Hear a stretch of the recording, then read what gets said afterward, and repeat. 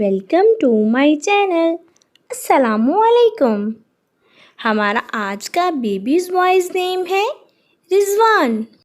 रिज़वान के इंग्लिश में स्पेल्स हैं RIZWAN, रिज़वान। इस नेम का मज़हब है इस्लाम और इस नेम का जिन्स है लड़का। ये एक इस्लामिक नेम है और लड़कों के लिए रखा जाता है ये नाम रिज़वान। इस नेम के मायने हैं रज़ामंदी, रिज़वान। इस नेम के हरूफ की बात करें तो उर्दू में इसके 5 हरूफ के साथ एक लफ्ज़ बनता है और इंग्लिश में इसके 6 लेटर्स 1 वर्ड रिज़वान। इस नेम की तफसील है रिज़वानुल्लाह, रिज़वान खालिद, रिज़वान अहमद।